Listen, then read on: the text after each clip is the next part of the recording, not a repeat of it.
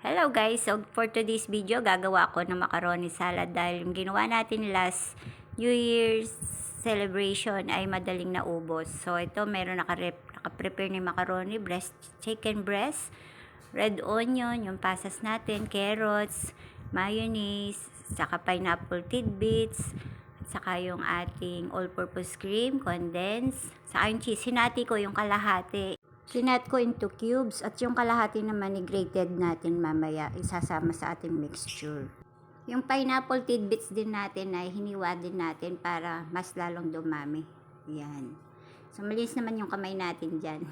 So kinamay ko na. Dito lang din naman yan sa bahay. Since kami lang naman din yung kakain. Ayan nga, dahil ready na lahat, na-cut na natin. So dito na tayo sa ating mayonnaise mixture. Naglagay ako dito 2 mayonnaise. Tapos yung condensed natin. So, hindi ko muna nilagay lahat. Depende po to sa tamis na gusto po ninyo. Sumunod yung ating all-purpose cream. Nilagyan ko na din yan ng asin at paminta. Pampadagdag lasa. Ilalagay ko din dito yung kalahati na cheese natin. So, mas masarap kasi yung para mas makuha natin lasa ng cheese.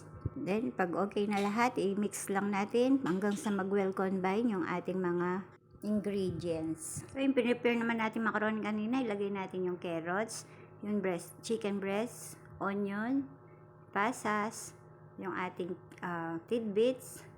Sunod natin dyan yung ating kinat na cubes na cheese. And then, i-mix lang natin, paghalu-haluin, hanggang mag-well combine lahat ng ating mga sangkap. Since mahirap siyang ihalo, so tin-transfer ko siya sa mas malaking lalagyan para mas ma-mix natin lahat ng mga sangkap. So, sunod natin dyan, ilalagay na natin yung ating mixture. And then, mekos-mekos lang hanggang sa mag-well combine lahat ng sangkap.